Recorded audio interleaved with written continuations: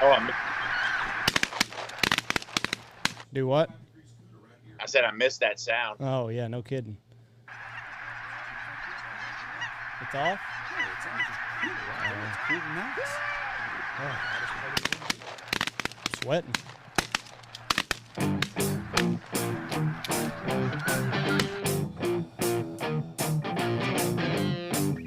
Get on. Portable air conditioner put in.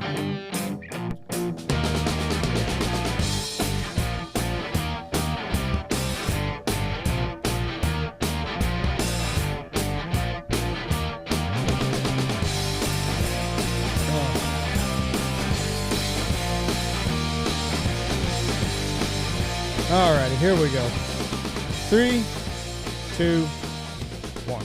Boom, and welcome to the Big Honker Podcast, brought to you by Dive Bomb Industries and in the bowels of hell in Knox City, Texas, where it's about 137 in the shade. I'm Jeff Stanfield with the world-famous Andy Shaver. It's hot in here. It is real warm. It's the hottest day I've seen in here. Yeah. We are building a new studio, and it will not be done until probably 2027. I'm saying the end of July. Oh. And it will be nice to be in a smaller room with a new air conditioner system in it, because we are in the dining hall at the lodge, and it is hotter than two mice screwing in a wool sock. It is miserable. It is. With us today, the coon-ass. What's the temp out y'all way? Is it 100 right now? It was 111 degrees 2 days ago here. It's 87 right now. It's supposed to be 100 for the high, and then next week is the boogaboo. Sunday through next Saturday, 106 is 106, 105, 101, 107, 108. So, summertime. Fuckers in Saudi Arabia are going to come over here to cool off. Is what's going to happen. It's miserable. Yeah. Our guest today, the transplanted coon-ass who now is a Texan. We're happy to have you. Yes, Chef Jean-Paul. Yeah. Hey, guys. Thank you. And Texas welcomed me as well, and has for the last 6 months. I'm scrolling through Instagram this morning. And I've got all these food prep deals. I don't cook. I don't even know how to cook. But I love to watch cooking shows. I love the cooking channel. You can't even boil water. And the food prep, there's a food prep deal on Instagram I watch all the time, and it's just cool as shit to watch. I pull through, and there's this big meaty-looking dude making some damn shrimp in a pineapple shell. And I start watching. I thought, well, if I got Jean-Paul, we're fixing to have him on today. That is a damn good-looking meal. How long does that take you to cook? Man, not too much. Like fried rice, as long as you have the ingredients prepped, the onions cut, garlic cut, the rice cooked. The process of making fried rice is actually really quick. Stir fry, right? I mean, that's why they can whip it up in 5 minutes in the back of your local Chinese joint, So, I mean, as long as you can put the minimal ingredients together and have them ready for that pot or that wok, you're pretty good, man. I think even you can do it, Jeff. I mean, I don't know. If you can blow, you can make some fried rice. I can't blow a goose call. He hired people for that. Yeah, I hire people to do that stuff. And you're screwed, dude. You should just go to like scrambling eggs or something. I don't know. Yeah. Now, I can scramble some eggs, but on that recipe, when you use rice, you use white rice. Do you cook it the day before and put it in a Ziploc and let it dry out in the refrigerator? Yeah, you kind of want to use stale rice for fried rice. You don't want it to all be hot and soft when you throw it in there from like freshly cooked. I mean, you could do that. You don't have to be the day over either. You can, cook it in the morning, spread it out in a pan, let it sit at room temperature for, a couple hours, put it in the fridge for a couple hours, and it will dry out. All that air and moisture is going to kind of dry out all the grains and make it perfect for fried rice. Of course, a day or two after. I mean, I typically make fried rice if I get Chinese takeout, I'll get an extra little thing of rice, know that I'm not going to eat it, and just put it in the fridge and let it cool. And then I'll just use that the day after, maybe make fried rice. I typically don't order fried rice at Chinese restaurants or anywhere like that. I like my fried rice, but they always give you steamed rice on the side. Might as well do something with it instead of throwing it away, but that's typically how I roll. Well, that was a damn good looking recipe, and I like what you cook. You done the eggs in it, and you scrambled the egg. You didn't really scramble them. You cooked the eggs with the was it with the onions? You did the eggs or with mushrooms? Mushrooms. That's what it was. mushrooms in it. I happen to like mushrooms in my fried rice. Like, that's the kind of thing about fried rice. It's really a vessel, right? You got leftover barbecue that from your favorite barbecue joint, some brisket, some pulled pork or chopped ribs or something like that. You can make barbecue fried rice using the same method. My point is that fried rice is a great vessel to use all kind of other ingredients. So if you don't like mushrooms, fine, don't use mushrooms. If you want to put pineapple in it like I did, A+, go ahead and do that. But really, it's a great leftover medium, right? Like, whenever you got leftovers, whatever it is, it could be mom's spaghetti and meatballs, it can be meatloaf, it can be shrimp, it can be fish. The odds are it's going to be pretty darn good in some fried rice with some eggs and soy sauce and garlic and ginger and so on. That shit look good. I'm telling you right now. I had a guy that. So, like, one of the things I've been focusing on lately is like not trying to do all my own videoing, not trying to do my own editing, but hiring somebody to do that, because like, really, like, I just love to cook. And I've always just, since I was a little boy, the only job I ever had was in a kitchen since I was able to work. You know, I just like to cook for people. I just want to cook. I don't want to be stuck trying to figure out my angles or if the lighting's right or is my mic on or is it recording, especially not to edit. Fuck the edit. I don't want to work, you know, like, so I got a guy out in Bryan, College Station, that comes down. We film 4 or 5 recipes.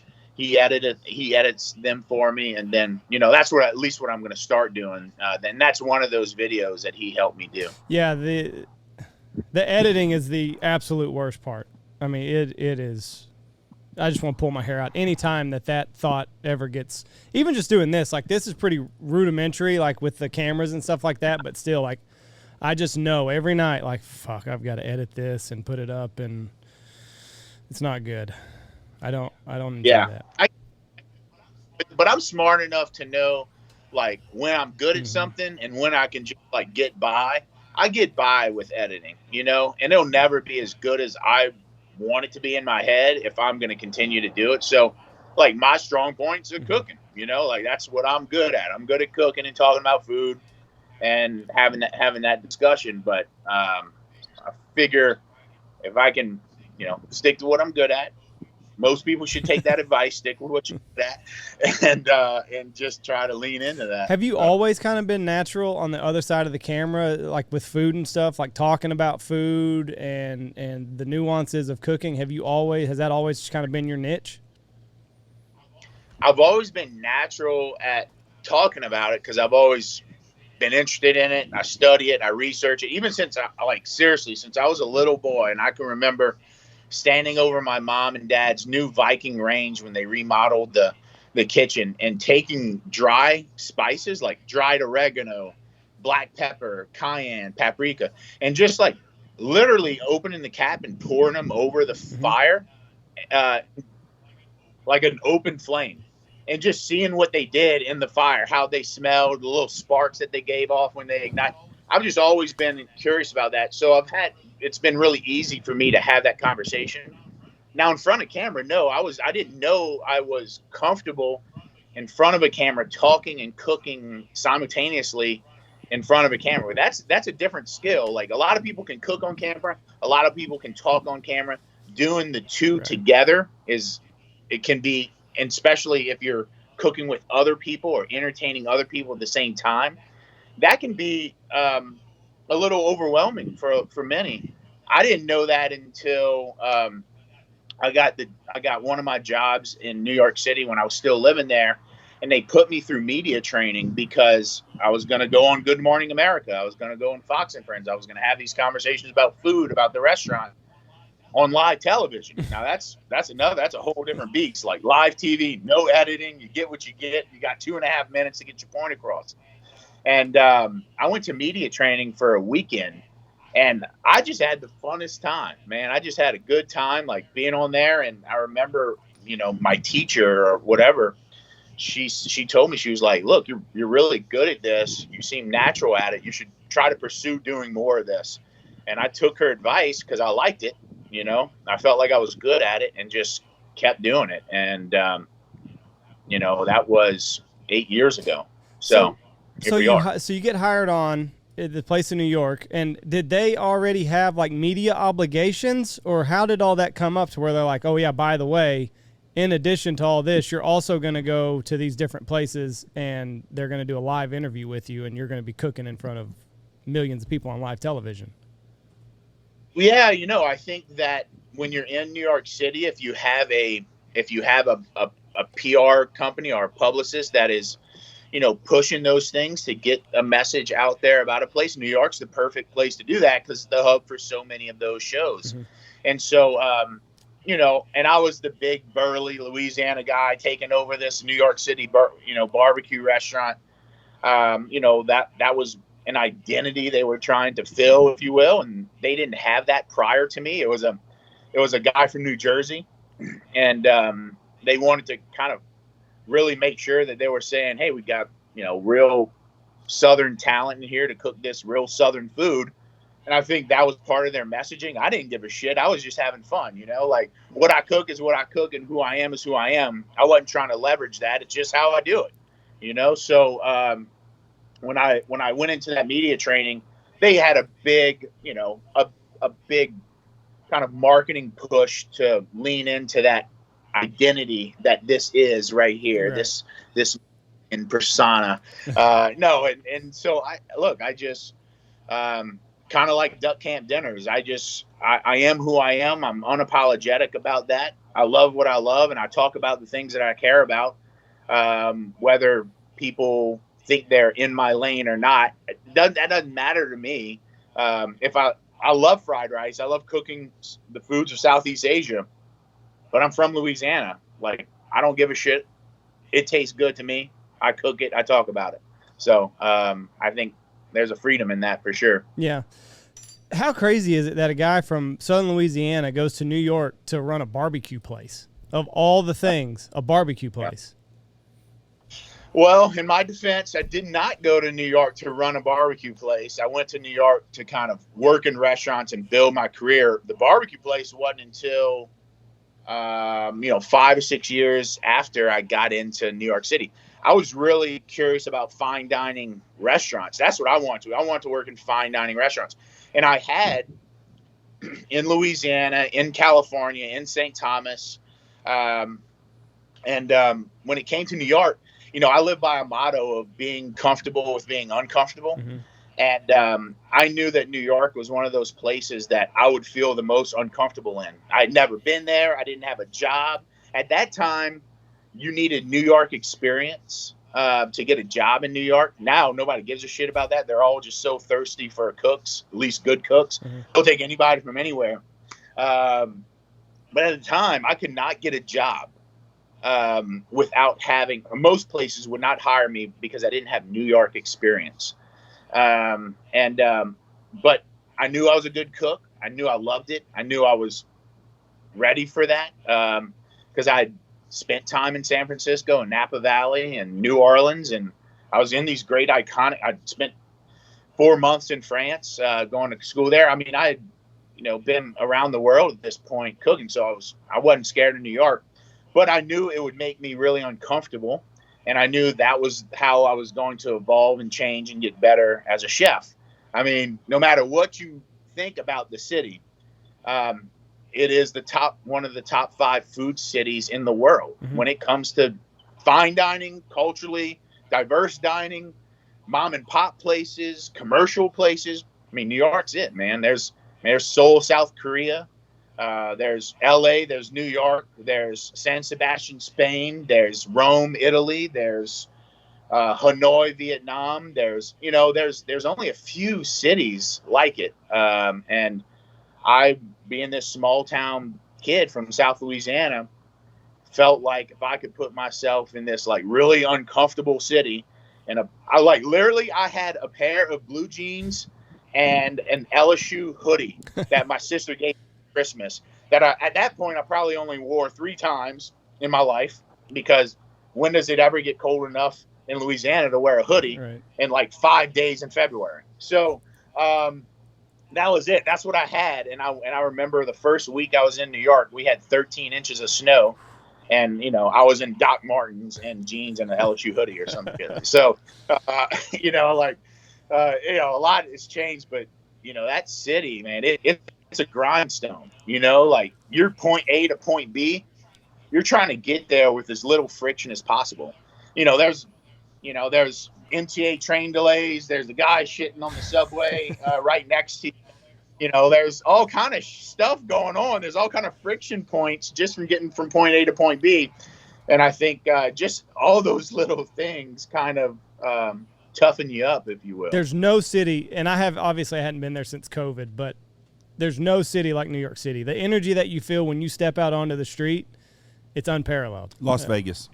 Vegas, I don't know. But New York City, there's just something, that the entire world is ran like through New York City. Like it's something about it. And I don't know, I like any show that's centered around New York. I usually like it just because there's a vibe to it. Certainly a vibe. That's for sure. I just love it. I got the complete opposite vibe when I was in D.C. Oh, really? I felt like it just sucked the energy out of everything. I could see that, Jeff. I mean, that's a good. I mean, it kind of DC and the people that live in it. The people that in power in DC kind of suck the energy out of everything. It feels like biggest fraudulent waste in the world walking around. You drive down the street there, and all you see is big buildings, money everywhere, and that's the first thing I thought of. I thought, my gosh, what a lot of waste we have right here. Although I would say next time y'all go to D.C., one of my top 5 restaurants in the country lives in D.C., and it's called the Dabney. And the Dabney, I think. And it's a little small place, and a lot of people haven't even heard about it unless you're in D.C. But I tell you what, it is some of the best food. I mean, really well done. Not like you don't need to go in a suit and tie. It's not one of those powerhouse DC places. But man, it is so good. Top 5 in my top 5 best restaurants. Give us your top 5 restaurants in the country. Pesh in New Orleans, the Dabney in DC, Odd Duck in Austin,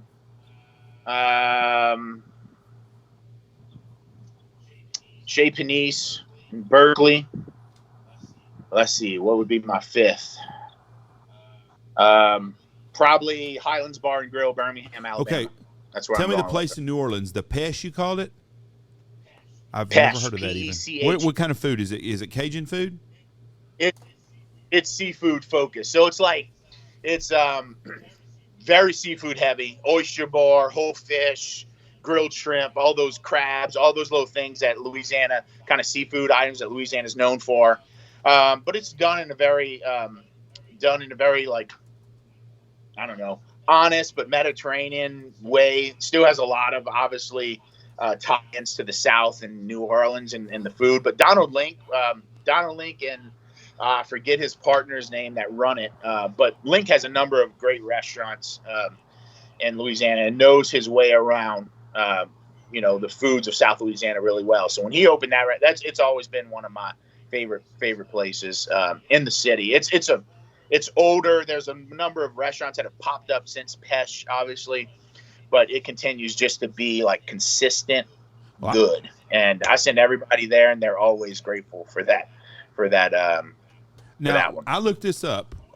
I would also say Chubby Fish in Charleston, South Carolina has got to be somewhere, maybe somewhere in that top 5 if one of those would make it. So I would say my wife is going there next year. She's going to Charleston on a girls' trip, and she's looking at she's a planner, so like it's a year out, and she's already like putting shit on a list. So I'll have to tell her that one. Now, I looked up Pesh.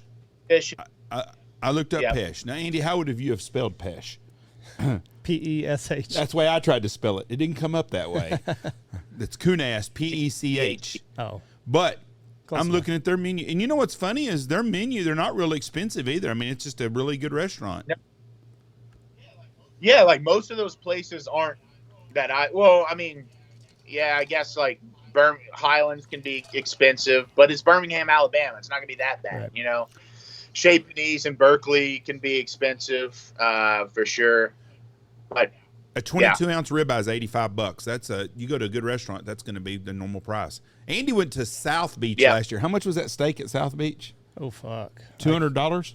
No, Oof. it wasn't that much. It was expensive though. It was over $100. Yeah, we got stuck. My wife and I, we had our 10-year anniversary, so we went to St. Lucia. St. Lucia, and we got the day that the airlines shut down. We were stuck. We were trying to get our connecting flight in Miami, so we got stuck there overnight. They told us we could get on standby at 5:30 in the morning. This is at 11 o'clock at night, and we're like, "Fuck that!" Like, when can you for sure have us a seat? And they said it would be the following evening. So anyway, we had half a day in Miami, so we just kind of went and dicked around. I had a Cuban sandwich though; it was pretty good. But I like Miami, bro. I'm a big fan of Florida. We My had wife fun. and I love Florida. Yeah. St. Lucia's a great island, huh? It was. Man, y'all must have had a good yeah, we went to an all-inclusive resort. Andy's it was beautiful. Before we get into this, Andy broke the law down there, and he may not be allowed to come back. No. Andy hijacked a cocaine shell. Conch shell. It had cocaine in it, I'm sure. It does not. It's sitting on our mantle right now. He stole the son of a bitch. Some poor guy is swimming and getting conch shells and puts them on the deal. Andy puts it in his bag and walks off with it. Hold on. There's a Unbelievable. Leave it to the Texan to steal the national treasure of the Caribbean. A $30 fucking shell too. $30. I don't even. Would have paid rent for that guy for a year, he probably. Didn't say how much it was. And we had gone on a booze cruise. Basically, we went and saw the mud baths and all that stuff. And anyway, the rum punch was very, very potent on this boat ride back. So Very rum. very high, heavy on the rum. And anyway, we met some people there, so we hung out with them at the bar for the rest of the afternoon, and we're going back to our room kind of via the beach, and there's a conch shell there. And my wife is like, "Oh my God, I've been looking for this, and it just happens to be here." So, Happened to be a Rolex in that jewelry store across the street too. You could have just taken. so And as Jeff said, it wasn't sand in the conch No. shell. yeah, so we put it in our bag, and this gentleman comes up, and he's like, "You have our conch shell." And by this time, like we're obliterated, and I'm like, "Nope, not us." He was like, "It was here." Like, I don't know what happened to it. And anyway, we went back to our room, but like as I sobered up, we had our flight the next day, and I started like, we'd already packed our bag. Conch shell was in the bag, and like we're waiting on the transport to go to the airport, and like I start sweating like, oh fuck, what if he has drugs in this conch shell and it's in my bag now? Well, And I really started. I thought I was gonna have a panic attack, and then I had another couple rum punches and got a little buzz before the airport, and I was okay. if you watch Locked Up Abroad, Mm-hmm. St. Lucia is on there on one time when a guy is a drug mule. I think that's all this home improvement y'all are doing and stuff. I think we know what you're doing now. It's not waterfowl tips. It's cocaine and conch shell tips Andy's living off of. That's it. I keistered it. So let me ask you this now. You gave me your best restaurants. Give me some places that the average Joe can go have a lunch at a diner like drive-ins, and which his name I can't remember. Guy Fieri does. You got to have some places like that out there that are just Hole in the wall that an average working guy can go in and have lunch for $20. Man, I eat at those places in every city that I go to. It's almost hard to define that. Like, it's not an easy question. I would say if you're going to New Orleans, like Domalice's Po' Boys is one of my favorite kind of po' boy joints in New Orleans, along with Parkway Tavern. I think it's a lot of people's, verse, like, so you're even Team Domalice or Team Parkway Tavern. I happen to skew a little bit more towards Domalice's Po' Boys, mostly because it's a little bit more of a New Orleans, Louisiana experience when you go in there. It's hole in the wall, like fryer grease smell everywhere. Old ladies cooking, frying shrimp, frying fish, doing their po' boy thing.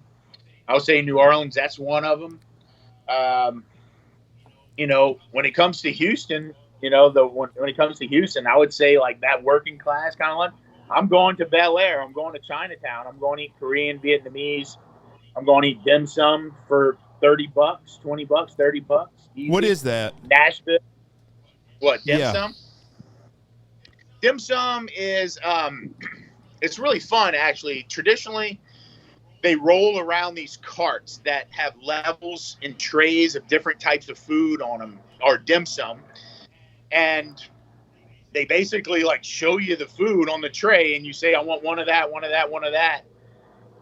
It's equivalent to ordering like 20 appetizers and as many, like you order 1 or 2 or 3 or how many in your party.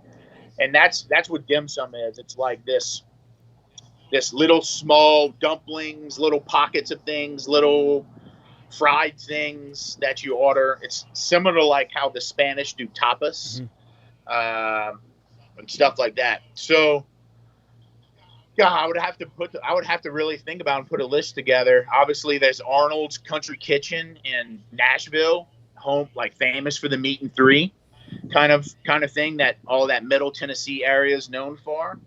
I love a good meat and three. There's not a lot of meat and threes in Texas from what I can find. If y'all know any meat and three places in Texas? Don't even know what a fucking meat and three is. I don't either. Is that meat and 3 vegetables? Yeah. Yeah, or 3 sides. So it's basically like cafeteria style. Y'all ever been to Piccadilly? Yes. Unfortunately, yes. Furs. Similar to Piccadilly, where like they may have this like sugar roasted ham, and you're like, okay, I want some ham. They carve it off, and you pick 3 sides.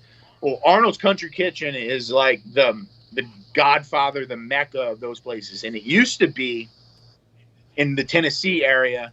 And I would say like Kentucky, Tennessee, Missouri, all that little pockets in the center of the country had a strong meat and three scene, which was just like Yash. Like you could go and get a meat and three for under $10. I think you still can at Arnold's Country Kitchen. And a lot of those places were that working class, blue collar places you would go in for lunch and really dive into. Have you been to Hattie B's in Nashville? I have been to Hattie B's. It is a great hot chicken place, although I'm partial to Prince's hot chicken. That is probably one of my favorites, but Hattie B's does a great job, man. They're good. Are you a spicy fan, Jeff? The Mother Clucker, baby. That shit's good. And is that the hottest one? Yeah, I had the Mother Clucker, and I get the frozen Jack and Coke, and that is freaking awesome, man. I'm telling you, whoever come up with an icy with booze, suckers are point on. You also had the burnt sphincter the next day. Yeah, my asshole was on fire the next morning. I wish I'd have had some ice cream. Woo! Shit was good, though. Hattie B's is good. Dude, it's crazy how hot they make it and how people order. Like, I'm good for like 1 tender of the Mother Clucker, then I want like something I can eat 5 of. You know what I mean? Like, I can't eat 5 Mother Clucker tenders. You know? How about this now? Geno's or Pat's? Man, so I don't know if I just came back from Philly for 2 days. I saw that.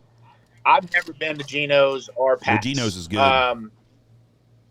Now, there's one called D'Alessandro's. And for those that are listening to this podcast, and if you've been to D'Alessandro's, you know what's up. And you're like, I just got Philly street cred just now, just from D'Alessandro's. So, like, but that is one of my favorites, D'Alessandro's. And also Steve's Prince of Steaks, which is much different from most other Phillies, which is more like a chopped shaved.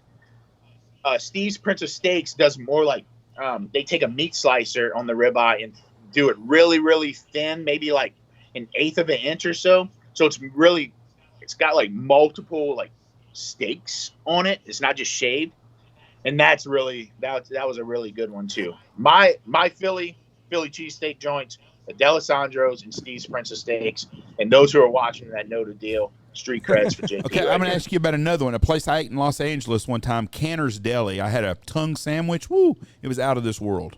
Have you been to Canner's? I've never been. Yeah, I've only spent 3 days in LA in my life, but there's a place called the Apple Pan. I think it's called the Apple Pan, and they have great apple pies. Obviously, the Apple Pan, but also their cheeseburgers are really great. It's a counter. Like, you go sit up at the counter. It's a U-shaped counter. I don't think there's any tables. Jeff, are you looking that up? It's called Apple Pan. No, but I will. I can look it up. Andy's looking it up. I think it's Apple. Los Angeles, and it's one of those places in Los Angeles that, like, it's still like, I mean, it is like it was whenever it opened. You know, I mean, it hasn't changed. The U-shaped counter, red and white cheeseburgers. Yes, apple pie. The apple pan. L.A. Jonathan Gold's favorite L.A. burger from the L.A. Times. Zaggett's got articles on it. It's a real deal. Yeah, there it is. The U-shaped bar. I'm a big fan of Jewish delis though. So when you say like beef tongue sandwich, I'm thinking that's where you're at. Oh yes, Jeff? yes. Like it's actually it's an interesting it's an interesting place. I think it was on Sunset Strip, Canners, but it's where Guns N' Roses would go every night after they played late at night, so you could see them in there every night when they were still coming up and stuff. They got pictures and stuff in there, and they've got one now in maybe the Mirage in Vegas. Last time I was in Vegas, had one brung over there. Same as what's Carnegie Deli. I don't know how the hell anybody eats a sandwich. Could eat the whole sandwich at Carnegie Deli, anyways. I think Carnegie's closed now. Are Carnegie they? Closed. Yeah, I think they closed about. I was still in New York when they closed.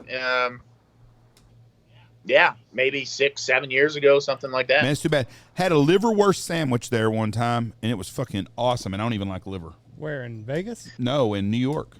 Oh. Katz now is the king. I think Katz has always been the king, but Carnegie was always like in Midtown, so it got a lot of play in the tourism crowd. But Katz Deli in New York is the pastrami, corned beef, Jewish deli of record expertise at this point in time. We ate at a Katz somewhere else, and I'm gonna look it up right now. There's a Katz Deli somewhere else now. Yeah, I bet you there's a Katz like in LA, maybe, or Vegas, something like that. Yeah, there's one in Houston. There's actually one in Houston. Really? Yeah. Oh, really? Yep. In the Woodlands. There you go. Now I know on the menu next week. I think we might have gone to Carnegie. We went to New York for our honeymoon, and you went to Carnegie, I think. Whichever one only takes cash, because that was like a little oh shit moment. Because I was in New York City, so I was just using my credit card everywhere, and it was like only cash. I was like, fuck. I started counting real quick. Had enough to cover the bill. Thank God. That would have been. Big old pile of meat on those. Yeah, you came out. Katz is in Montrose on Westheimer. Montrose is the gay part of Houston, isn't it? I think it is. He hadn't been here that long, Jeff. Well, he's not scoping all these. I think that's the Oak Lawn area, which is the Dallas area. I think that's the gay area in Houston. I have way too much information in my head. They must have franchised them a little bit, I guess. Yeah, they've got. I think there's 2 in Houston. It's going to be interesting to see because sometimes when that happens, like the quality kind of starts to. It's not as good, obviously, as the original. I can think of a couple places that are that way. Sure.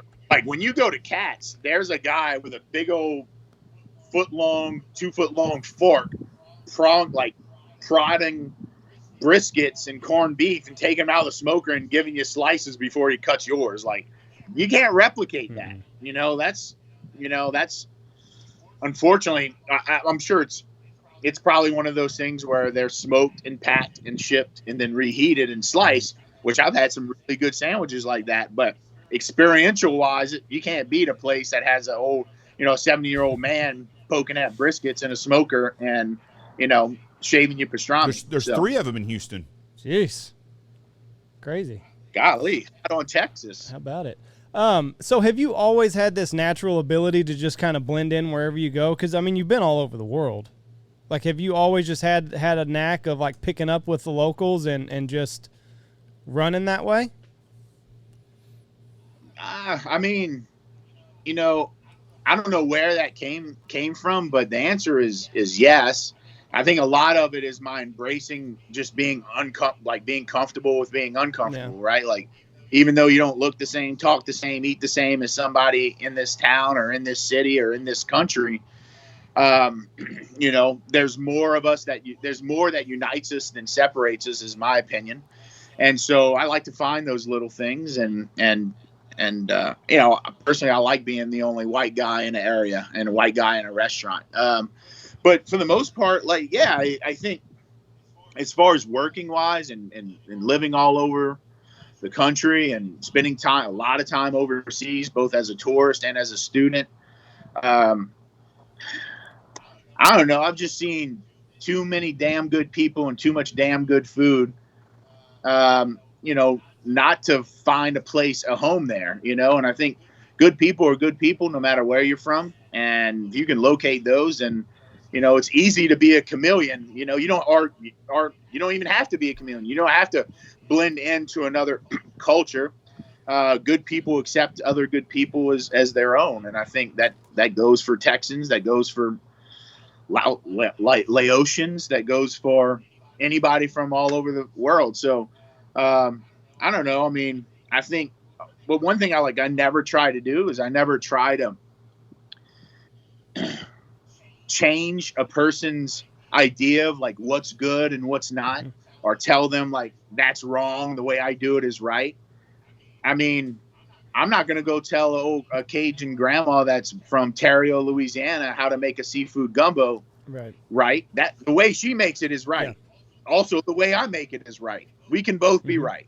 You know what I mean? Like, and, it's just like, you don't disrespect somebody's, food like that, because that's disrespect somebody's culture, somebody's history, somebody's family traditions. That'd be like, telling y'all how to goose hunt because somebody did it in South Dakota and they know it's best in South Dakota. Right. But no matter if you live in West Texas. So I think it's just embracing people's, already, love of their own place. See, I'm not a good traveler. I want to be a good traveler. I'm not a good traveler. Like I don't like the unknown, I guess. I like what I know, and I like stay in my lane. When I go like when we were in the St. Lucia airport, we had to have all this paperwork. I fucking wore myself out on whether or not I got the right goddamn paperwork. Like I was a fucking nervous wreck the whole time. Listen to this. We're leaving next week, and we're going to Puerto Rico for a week. The whole family is. Andy, nice. You won't be able to drive a nail up Andy's ass with a sledgehammer. He's going to be so fucking. But I want to relax. I want to have fun. I want to be able to enjoy the local culture and the local cuisine. It's not possible. I'm not built that way. Like I want to know exactly where I'm going. I want to know I want to know like what's all expected of me when I get there. It's not fun. It's not fun. I hate traveling. Tell me some places to go to in around San Juan area. I've never been to Puerto Rico. God almighty, that's one thing I wanted to ask you about. I thought, boy, he's going to have some places for us to go eat. I couldn't tell you. I mean, I lived in a very densely populated Puerto Rican and Dominican neighborhood for 2 years when I was in New York. I've worked with hundreds of Dominican and Puerto Rican cooks. So I've eaten a lot of that food, but I've never been to Puerto Rico. So I want to have some mofongo when I'm down there. Never had it. Yeah, so a lot of the Dominican, Dominican baseball players, they're freaking good. Like if you look at a lot of the Major League Baseball teams, there's going to be a lot of Dominican baseball players, and I had a lot of cooks that kind of, really love some of these players these cooks that I've worked with, and they call it mofongo power. It's not steroids, it's mofongo. Is where they get all their juice from. But that's a good dish. Pernil, Pernil is good. It's a roasted pork thing. God, what's the name? Not moladron. Moladron is okra in Spanish, but it's a rice dish. You'll see it everywhere. Like pernil, sweet plantains, mofongo, and there's a rice and black bean dish or a rice and brown bean dish. It's not quite black beans. It's like a little spotted, almost like field pea. But man, it's super good. And you'll see that almost at every restaurant. I just cannot remember the darn name of it, but I used to get it a lot. Roasted pork, pernil, that rice dish, and fried sweet plantains was a go-to kind of meal for me when I was living in that neighborhood. I can't wait to go. We're Jessie has got. Where has she got us? She's got She's got an itinerary. She's Julie from Love Boat. She's got it all planned out already. Like I said, she's a year out. She's already planning her trip to Charleston. We're going to, there's some place right by where our house is. We've got a house on the beach that we rented, and there's a bunch of food trucks right there. I like the local cuisine. When me and Michelle were in Puerto Vallarta, I wanted to stop and eat at the local, on the side of the road at the taco stands. That's where I want to eat at. I don't want to eat with the damn white tablecloth and shit. I want to experience where we're at. Yeah, so Andy, this would drive you, the way my wife and I did turkey would drive you insane. And we kind of told ourselves we were going to do a lot of countries like this in the future. But we spent 3 weeks in Turkey, and we knew where we wanted to start, and we knew where we wanted to fly out of. That was kind of done by, just booking tickets. And we rented a car, and we spent like 5 days here, then drove into another city, and we did some research, but if we were able to be flexible and athletic in how we were going and spending our times in Turkey, because Turkey's full of all these, Jesus walked the earth in those areas. The disciples walked the earth in those areas. There's been centuries and centuries of empires that have conquered that area and reissued themselves as the governing power and so on. So there's all these different ancient ruins. And we just bounced around just haphazardly in a car driving in Turkey, and just knew when we were flying in and knew the date we were flying out, and we had to get there. But I tell you what, driving, you get to see all those little places, Jeff. Those little roadside stands when you're 2 hours in between a city. In Turkey, there would be on side of the mountain, and this little stand with pop-up tents, and you could tell some people were cooking there. And we'd stop in. We couldn't understand the language. We do our best to translate, and we just order food. But we would never come across those little gems if we were flying from place to place, right? You obviously miss so much in the air. But driving, man, maybe we don't do 3 weeks the next place we go, but we'll definitely drive just to give us that opportunity to see all those little mom and pop little local places that are side of the road places, just to get a hot tea, a good lunch, and then go on with your trip. I thought it was awesome. I love racing just hearing that. I love story. stuff like that. Andy don't realize this, but in Puerto Rico, and I know he does, we've rented a vehicle. We are driving 2.5 hours to go take tube down a cave. Where do you think we're not going to be on the interstate? Jeff, Puerto Rico, it's relatively safe. Turkey, I think that's where they filmed Taken at, so I can't do that. That's way too fucking dangerous. There's more people taken in Puerto Rico probably than in Turkey. Oh, Jeff, get a life. I want to be. That's what I strive to be that way, and my wife, I think that's why she is the way she is, planning everything, because she it puts me at ease whenever we travel. Having an itinerary, but. Yeah, it's I don't know. It's not in me, I guess. I worry way too much. I could not go into a place where they did not speak my language, because I'd be like, oh, they're fucking sizing me up. They're sizing me up.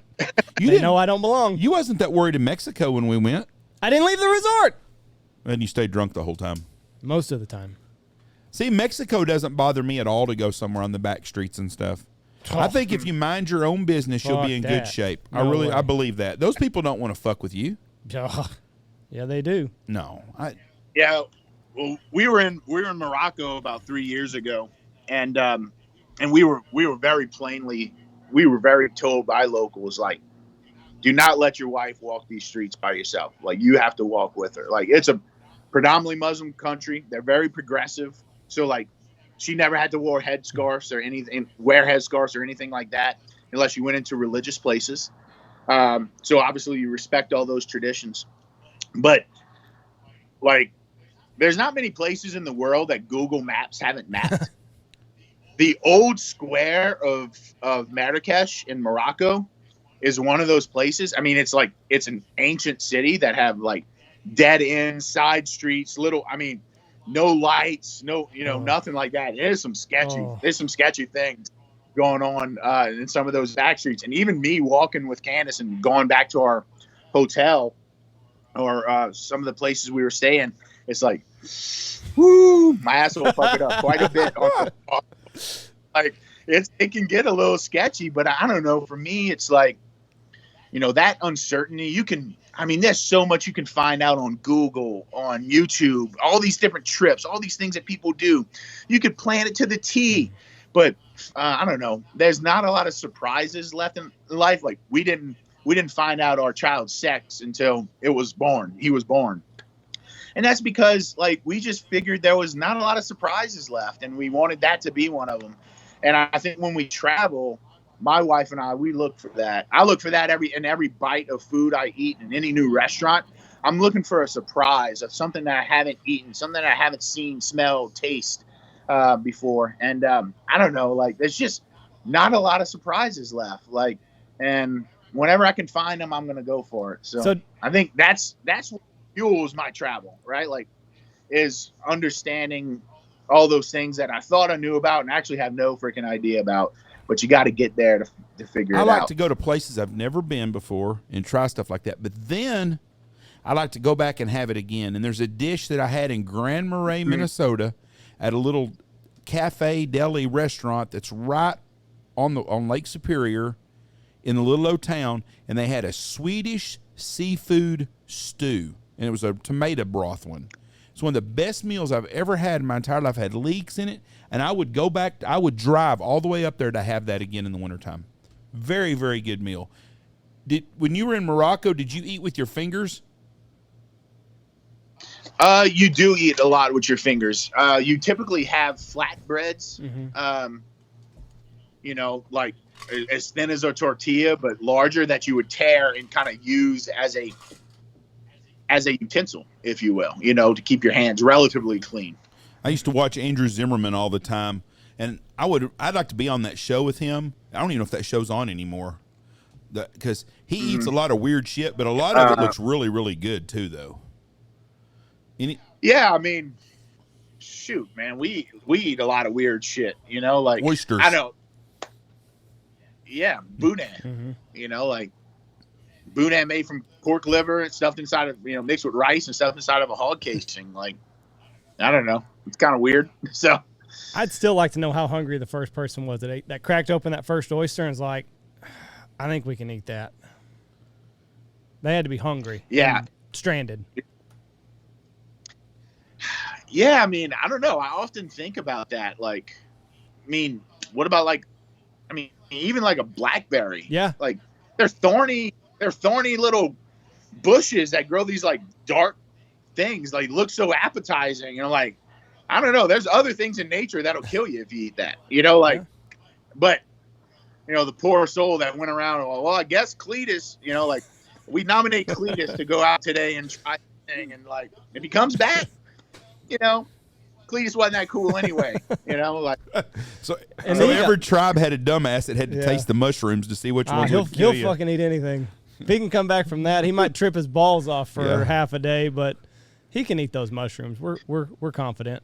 See that fucker with the swelled up head over there? Hold on. I'm going inside to check my rabbit real quick. Uh-oh. Oh yeah, see, little pot of rabbit legs cooking just right there. Now, I have not had what's that rabbit from? in 40 years. You killed that, I'm assuming? You can't buy a rabbit, can you? Yeah. No, you can't. I did not kill it, and I did find it here in Houston. I'm actually testing a recipe for a cookbook, not my cookbook, but a cookbook. It's rabbit boudin stuffed inside of the rabbit body, the rabbit saddle. And then I'm going to cook it in a Dutch oven over the fire, buried in coals, and so on and so forth. So right now I'm cooking the rabbit legs to better pull off the bone and then make boudin with that and rice and rabbit liver and so on. But you found it at a store. I've never seen rabbit in a store. I don't think I'm going to the right place. I grew up rabbit hunting. We used to hunt them with beagles, and I had a buddy whose dad raised 4 or 5 beagles that we use as rabbit dogs, and he's a sugarcane farmer. And so he would always leave like one of his squares or acres or whatever it was, I don't know what the correct term for it, like free of sugarcane for planting and let it kind of grow up for a year or two. And then we would hunt rabbits out of that for like, a couple weekends out of the season, because once you kind of, shoot them all, they're done out of that field, but they would anyways repopulate. And so I grew up rabbit hunting with beagles, and that was actually before I ever went duck hunting, it was squirrels with a 20 gauge, rabbit with a 20 gauge, dove, so on in the fields. And, then I kind of graduated going with my dad in the duck blind. But so I'm making a rabbit boudin stuffed inside of a rabbit saddle. Now, today. if you cook it thoroughly, can you eat it year round, even if you cook it thoroughly? Because don't they say like only eat wild rabbit and months it in with R or something like that? Yeah, that makes a lot of sense because they will get wormy. Right. Which, like, I'm just not even taking the chance. I'm sure if you cook it thoroughly, everything dies, right? Like over 165, bacteria can't live. Living organisms, they just are now going to become mush.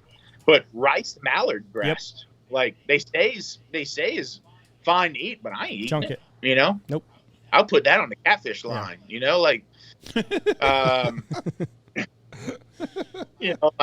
I'm not taking a chance. Yeah, I'm not a biologist or a doctor, but I would say just go shoot rabbits in the fall and winter and have fun with them, and then move on to fishing or something. Yeah. Summer. Do you eat gaspergoo? What the fuck? When I was a little boy, we used to catch the hell out of gaspergoo, and I feel like we ate them, but I haven't seen one in a long time. I had a book here at the lodge that I bought there used to be a bookstore across from the old French Market in the French Market in New Orleans, and it was called Life and Times of the Cajun Basin. And I had a guy up here, and he was a book guy, and we were talking about books and stuff, and I had that book up here, and he goes, "Oh, I'd love to read this." He said, "Where'd you buy that?" And I told him, he said, "I'm going to see if my daughter, she lives a couple of hours from there, can go buy it for me." I said, "I'll let you take it home, and if you'll send it back to me." "Oh, man, I would do that." Guess what? Somebody never sent my book back to me. But anyways, it had a bunch in there, and it was just the life and times of living in the Cajun Basin back in the day. And it was interesting, and the gaspergoo was a big part of what the people would eat back then. Yeah.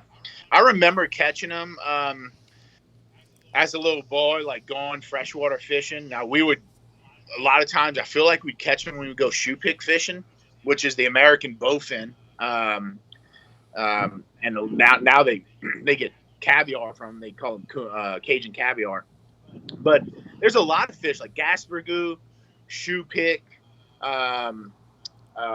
alligator gars or garfish in general that were staples of, and still are staples of, like Cajun cooking in a lot of ways. And when you go into those little towns like where I grew up in Labbyville, Louisiana, and you go through some of these meat markets and seafood markets, they'll have gaspergoo like fillets, they'll have garfish balls, they'll have shoe pick, live shoe pick that the shoe pick, you need to keep them live until you're ready to cook them, and then you hit them over the head with a mallet, clean them, and then fry them like really fresh, or else they get mushy. So they'll go catch live shoe pick, keep them in an aquarium, and you can go buy shoe pick like that.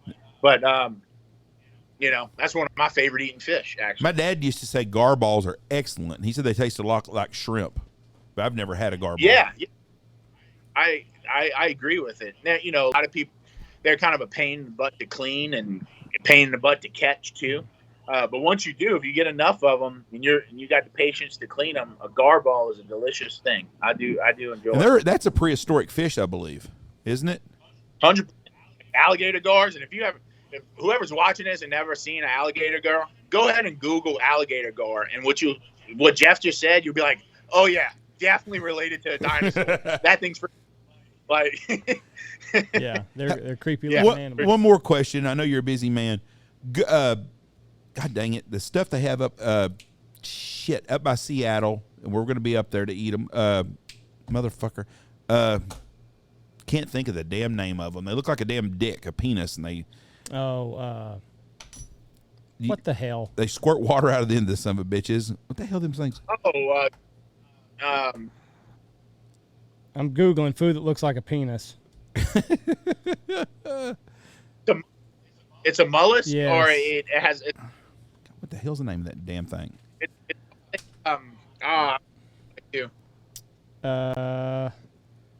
Well, fuck. Don't Google that. Andy's getting all kinds of dick pics now. Geeble? No, that's not Gable? it. It's a. That's just a penis fish. Anyways, you know what I'm talking about, right? Yeah. And have you ever had one of them? Because we're going to. Go duck. Gooey duck. Gooey duck. Gooey ducks. Have you ever had one? Because I want to eat one when we go up northwest.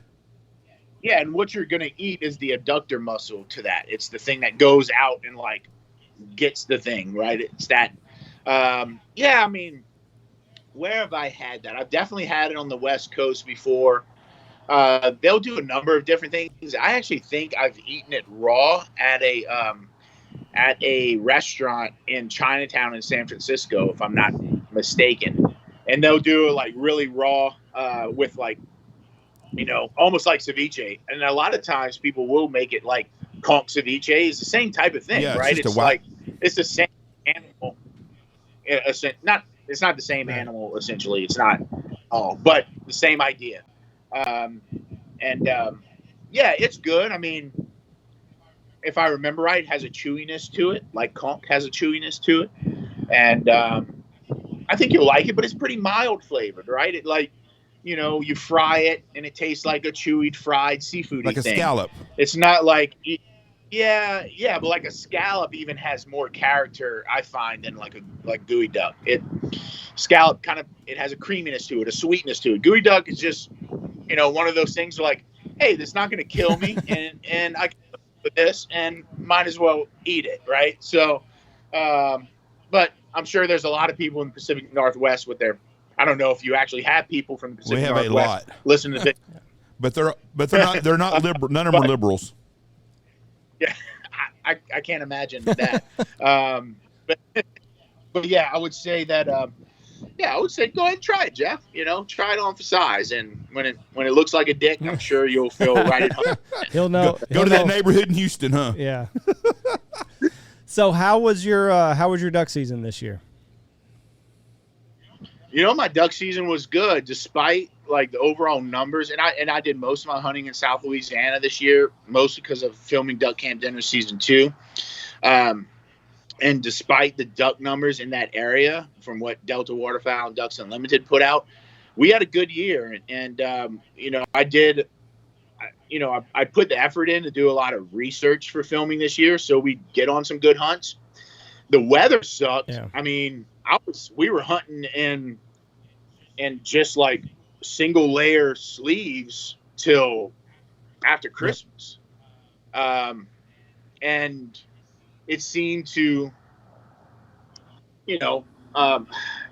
affect a lot of the puddle ducks, not the ringnecks and the canvasbacks and the redheads so much. They still came down, but we saw much less teal and widgeon and gray ducks this year in the area of South Louisiana. But one thing I was really surprised at, and I'm not a huge, I love goose hunting. I just didn't grow up goose hunting, but the speckled-bellied geese were down in droves in southwest Louisiana after Christmas and early January, which was. And I love speckled belly hunting. So we had a really great year. Filming was great. One place I hunted for the first time this year in South Louisiana is Venice. Venice, Louisiana. Plaquemines Parish, all the way southeast, the farthest you can go. And it's freaking dangerous, man. Like, it's dangerous because you got a lot of people hunting in mud boats, crossing a foggy river where it's whiteout fog. They got no radar, they'll have a walkie-talkie, to go to Coast Guard, but like really you need a radar out there because there's these huge shipping. So obviously Mississippi River, huge ships going down, and you can't see the bow of your boat because of fog. And, we had a couple close calls, and we had some really good duck hunting, which the people in Venice don't want you to know about, But man, it's one of those last places. And so we hunted all out of pirogues, and the areas that we hunt on federal and state management areas don't allow mud boats. And so you have to take an outboard to an area, then paddle in a pirogue and have all your gear and even walk it or paddle it or push pole it. And that was my first time down there. And man, it's like, Venice is one of those places, despite most of Louisiana losing land because of coastal erosion and land loss. Venice, because of the mouth of Mississippi, dumps out right there. Is still putting out new land from the silt that's coming all the way down from the north. And it is just awesome to see an ecosystem thriving in South Louisiana because there's so much of it depleted. Is there anything that's going to reverse that depletion? Is there any plan? Well, there are many plans, and there are a lot of good organizations and state-run initiatives that are doing what they can. One thing that will not happen is they won't de-levee the Mississippi River, which is, if you really want to solve the problem, that's what needs to happen. But to do that would mean the loss of billions of dollars of agriculture, billions of dollars of personal property. Obviously, that's not going to happen. So what they're doing now is pumping sediment and sand and silt from one place to another. And it is, they've made some good strides. The science is there to say, like, hey, it's worth it to put our tax dollars here. Leveeing systems continue to be pushed back into further inland, which sucks. But there are things to slow it. We'll see if those things that slow it eventually stop it. Probably not in our lifetime. There are projects to preserve those wetlands and ecosystems, but you're fighting Mother Nature, and there's not a lot of evidence to show that we're going to beat Mother Nature. And without the Mississippi River kind of, flooding over those levees and into everything else, it's going to be hard for man to course correct. But, I continue to be, I like to think I'm an optimist, but I'm also a realist. And, I'm going to fight to kind of tell that story as much as I can, because, like for duck hunters, the wetlands in South Louisiana, like, they are just as vital as, I would say they're second to the pothole regions, right?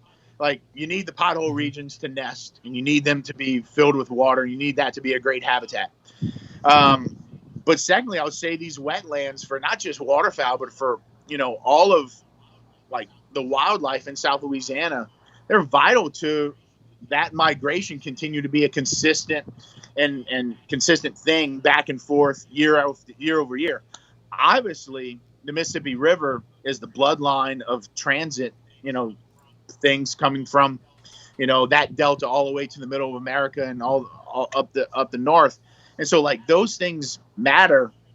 And I think even for non-duck hunters, not people that don't hunt at all, don't know a thing about waterfowl, like, that area of America is vital to the progress of America in general. And so, I like to think that I'm fighting on behalf of that a lot of times, but it's,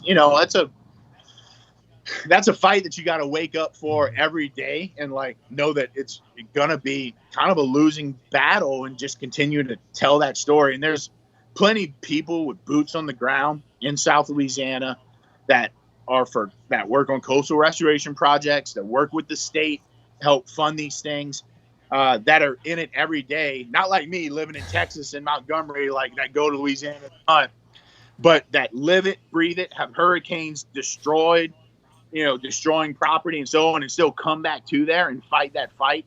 And, like, it's just very special people. So, as long as there are people like that, there's a chance. As long as there's people like that willing to get up another day and fight another day, there's a chance. But it's an uphill battle for sure. Now, everything's Duck Camp Dinner season 2. It's finished. Is it still being edited, or is that all pretty well coming to an end?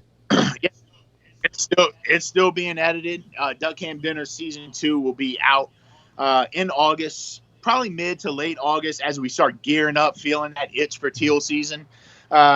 It'll be out on the Meat Eaters YouTube channel sometime in August. It is in the edit. We go to multiple different duck camps in this season. It's going to be 7 or 8 episodes, depending on how it cuts. Like I said, multiple different duck camps, but focusing on duck camps throughout the southeastern portion in the Venice area, in the lower Terrebonne Parish area where we shot it last year, and then also all the way southwest in Cameron and Calcasieu parishes of southwest Louisiana, where you see a lot of the rice fields, speckled-bellied geese, puddle ducks, still in somewhat of a good concentration. So just telling that whole story of the coastal southern Louisiana environments and duck hunting and duck camps. Have you already have you got season 3 outlined? How's that looking? That's the bitch of it all, is about the time you get one done, It's time to start thinking about the next one. Yeah, season 3, there's a full intention on a season 3 happening. And how it's funded, where it goes, where it's being played, that's a different question right now. But season 3 will most definitely take place outside of Louisiana. And, we believe that there are, and Texas is on the list, by the way, of season 3. Chesapeake Bay is on the list of season 3. California is on the list for season 3. Quebec is on the list for season 3. And we believe like all these great waterfowl habitats and places have incredible stories to tell, just like the ones we're telling in South Louisiana.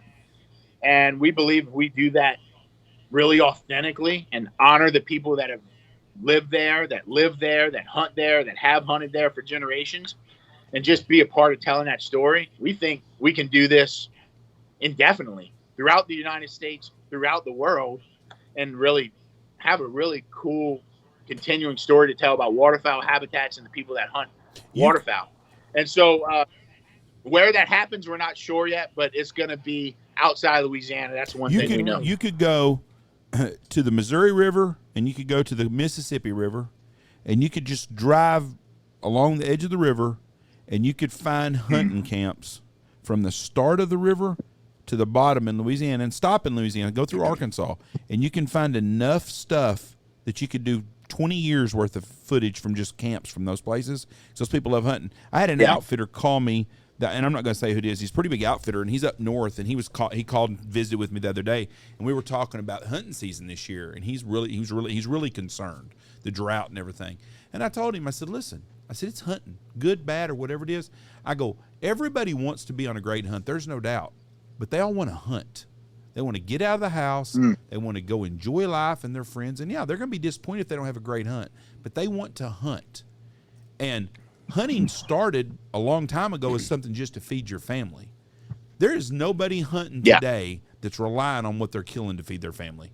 They may use it that way, but they're not getting that as their main staple of food for all year long. Or the grocery stores wouldn't be selling proteins. Yeah. Very few, at least. Like, less than 1%. Everybody hunts because that's their passion and they enjoy it. And those people, whether the limit is 1 bird, 3 bird, or 8 birds, they're still going to hunt and they still want to do it because those camps are full of those men that just like that is their life and that's their life, their passion. Yeah, and there's nothing better than getting a group of your close friends together and just having a couple cold beers, have a fire going, and start telling tales. Yeah, I was talking to that point, guys. I was talking to a new hunter the other day, and he had done collegiate sporting clays. He was getting into like hog hunting. He started filming some turkey hunts and so on. And he asked me like, why do I like, I like wing shooting, and I'll go hunt a buck, sure.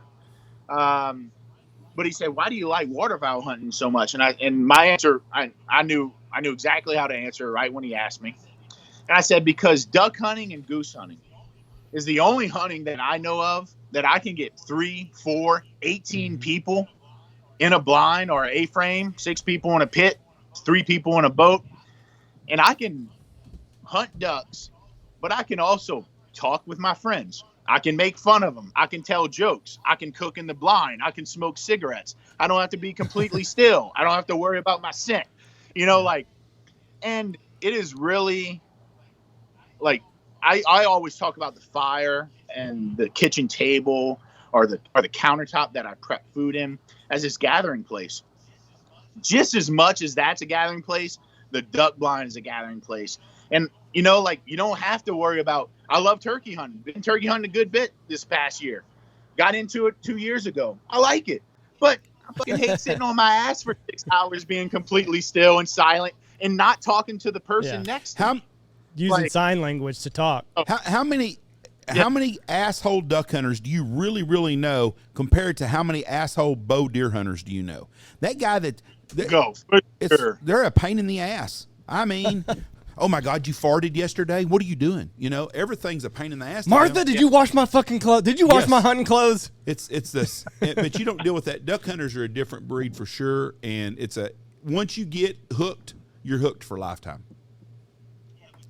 Yeah, but to your point, like, you're hooked because of those moments at the camp.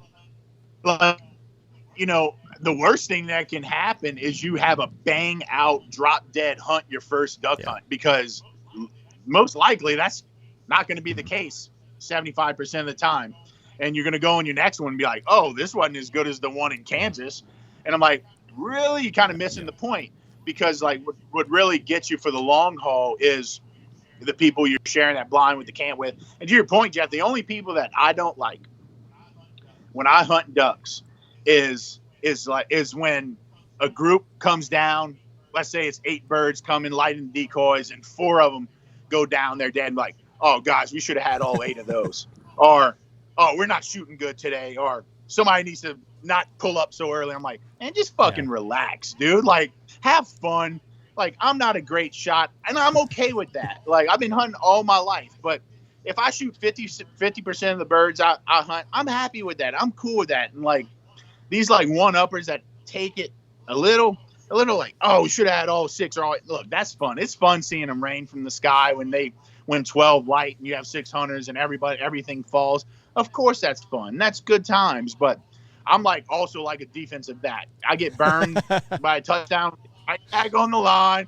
I'm stepping up with that wide receiver, and I ain't worried about the play before, because it's a new play, and like we have a lot more fun if we just are in the moment now and not worrying about the flock that came in that was perfect and we only shot 75% of them. Like, I don't know. So that's the only duck hunter that I'm like, dude, don't come next time. You know, like if it's that big of a deal. Social media, especially for the new hunters, like social media is like tainted it all, just because they just. You know, they're constantly their news feed is just littered with pile pictures and rainouts, and then they think, you know, well, fuck, I only shot 2 birds today. I must be doing something wrong, or I'm not. Maybe I'm not cut out for this. And it's just like, no, like you're fine. You're a new hunter. Just get out there, figure out what works for you, and fuck it. If you only shoot 2, have a good time. Enjoy the ride, man. Enjoy the ride. Hey, look, the same question and I hear you. Same thing with food, Andy. I was asked this question, like, what's the biggest advice that you would give to somebody, you know, cooking, you know, at home or whatever? And I was like, what I said is like, don't cook for the gram. Cook for the people that you're actually going to be around. Because I promise you, no matter what you think it looks like on a photo or tastes like, the people that you're cooking for, whether it's your wife and your kids, or if it's a group of 20 at a crawfish boil, like what they're worried about is being here with you, and focus on them. And if we stop focusing on what it looks like as a photo, or how the cheese pulls apart from the grilled cheese sandwich, you know, like we miss the point of why we actually cook. And that's to feed people. That's to be around people. And it's why we actually hunt, unless you're you know, a guy going out to literally hunt for food every day. But to your point, like we hunt to be around people, to be in the outdoors, and we cook for the same reason. We cook for people.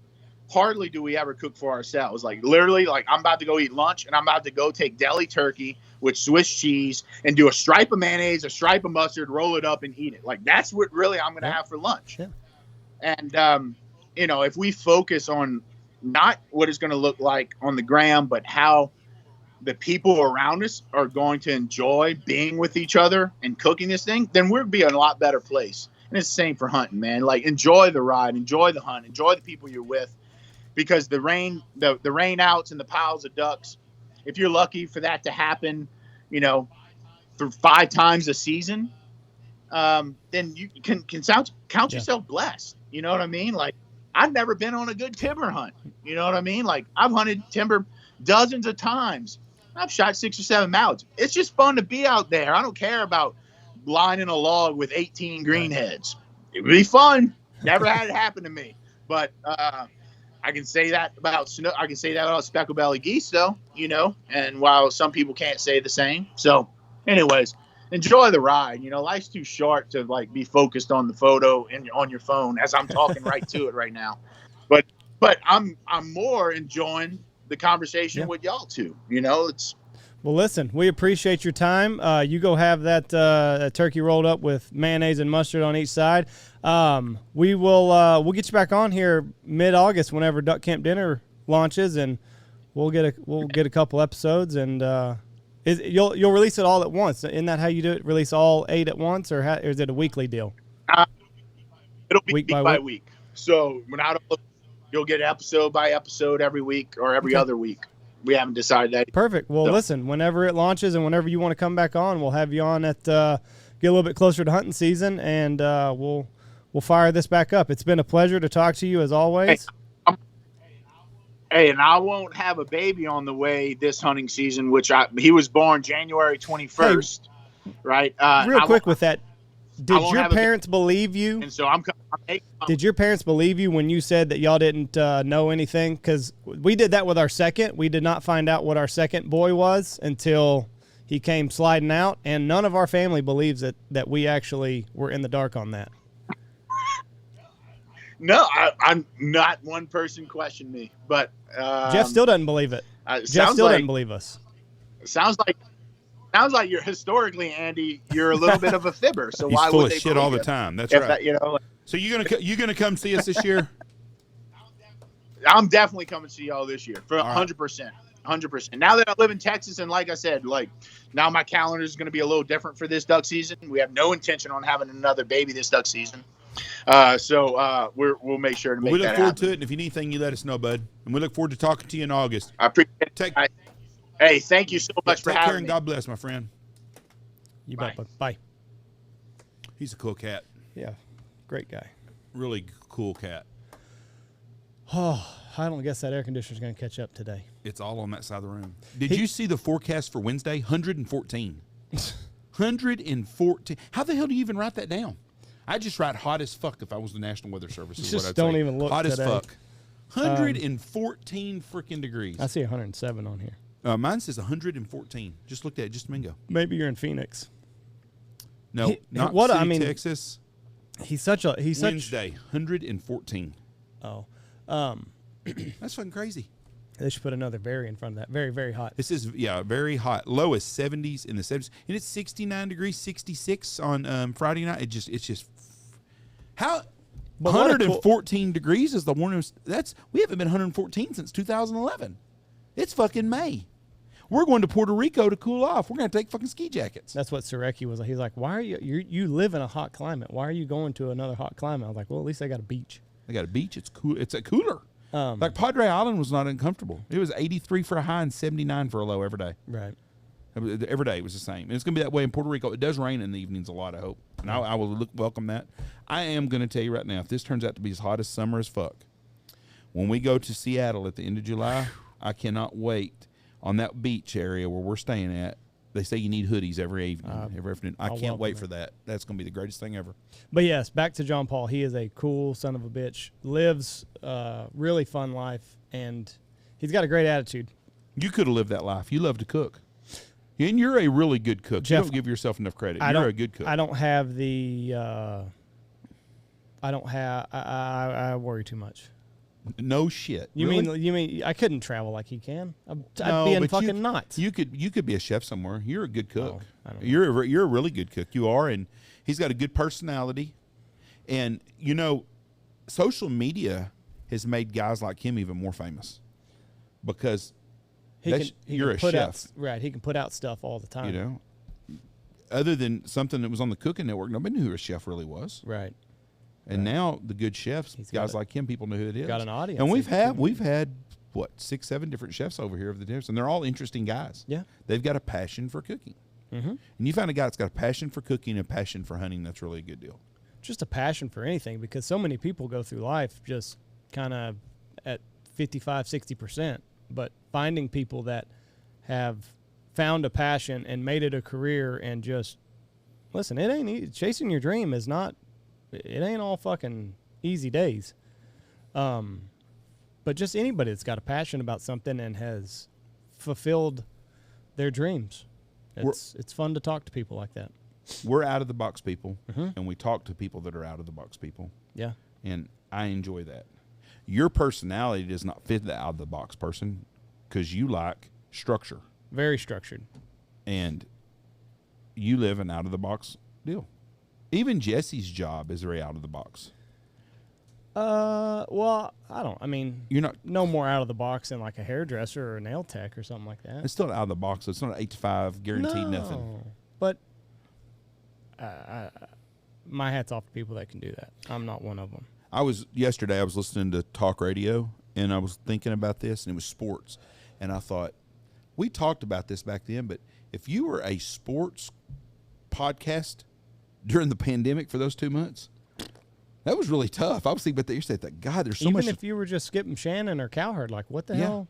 There's only so much. We always talk about so much stuff from the future. Go on vacation? I mean, there was not much to talk about. But I was thinking about that yesterday because they were talking about the NBA playoffs. Right. 2 years ago, we didn't have that shit, which I could give two shits. The NFL draft had happened. Thank God they could talk about it a little bit. And there was a little bit of NFL free agency, but there's baseball going on right now. The Kentucky Derby. Did you see the Kentucky Derby guy is in trouble now, the owner of that horse? No. What, did he dope him? No. The woke crowd has got a hold of him. Why? Because he made a tweet 2 years ago that said something about Kamala Harris made all of her living on her knees. And now they're asking him about it. What the hell's that got to do with that damn horse? Right. Who gives a shit? That's... If he just said something about Trump's wife, then nobody'd care. No. He'd be celebrated. So who cares? It don't have nothing to do with that horse. There's not anybody in the world that wants to breed to that horse and pay them all that money for that's thinking, you know what? I'm not giving him money because he made fun of Kamala Harris. Right. Probably if they're wealthy and they own racehorses, they're probably a conservative anyways. They probably don't give two shits. But anyways, that was the big topic yesterday instead of the actual horse stuff, which I don't know really what do you consider a horse a great athlete? They're definitely... It's an animal. I don't know. One of the horses, I think Secretariat or whatever, won Athlete of the Year, Sports Illustrated Athlete of the Year one year. I wouldn't call it an athlete. No, I wouldn't either. It's an animal. Right. Why don't you get a fucking the main lion in the Pride of Lions? Motherfuckers eating fucking something every day and killing something. That's an athlete. I mean, they're athletic in what they do. They're a great racehorse. I mean, humanize. What do they call that? It's got a word for it. But anyway, like it would never, a human would never outrun a fucking quarter horse. No. In the however far they run. So like, not many people I know would. But I mean, like, Cheetah might give him a race for 10 yards. What are they comparing it to? Because like, obviously, if you compare it to a human, a horse is very fucking athletic. Yeah, but the Athlete of the Year one time was... Athlete of the Year seems like a little bit of a stretch. It's an animal. It is an animal. And that's it. It's an animal. Bottom line. There are great cutting horses that are great athletes. Sure. There are great race horses that are great athletes. But I mean, athlete in... It's not an athlete, it's a horse. Wonder what the official Webster definition of athlete is. Well, I don't know, but I do not consider an animal an athlete to be the Athlete of the Year. No more than I consider now. Boy, I'm going to really hit the deal here. So it can't be, because it says a person who is proficient in sports and other forms of physical exercise. And I'm just telling you, the Secretariat was Athlete of the Year 1 year. Sports Illustrated is Athlete of the Year. I don't think a bowler is a great athlete. I think he's a great bowler. Yes. I don't think a great golfer, now this is really going to get some of my guys, is considered a great athlete. Tiger Woods is a great golfer, but would he have been an all-state soccer player even in high school? Would he have been? Would an all-state soccer player be? There's a lot of them. They're good golfers. Yeah, but not Tony PGA Romo material. Tony Romo's a great golfer, but he can do other things. I just don't think a golfer.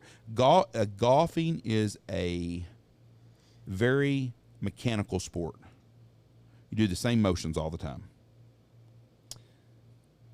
So this, I don't know if this says that Secretariat got beat out by a Formula One world champion, Jackie Stewart. There's another. That's not an athlete. That That's is exactly definitely right. not an athlete. Yeah, you got a strong right foot. That's right. I don't consider a race car so driver. So apparently in 1973, they come down athlete of the year was between a horse and a race car driver.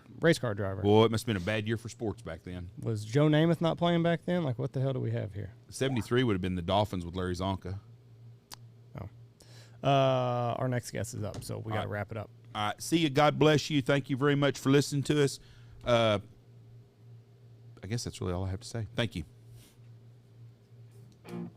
Go check out all of our sponsors before you leave here. Check out Pacific Calls, Boss Shot Shells, Dive Bomb Industries, Alpha Outdoors, Shin Gear Waders, Dirty Duck Coffee, Lucky Duck, Looking Glass Duck Club Podcast, Gundog Outdoors, Stanfield Hunting Outfitters, Bangtail Whiskey, and Ducks Unlimited. We're excited to have them on.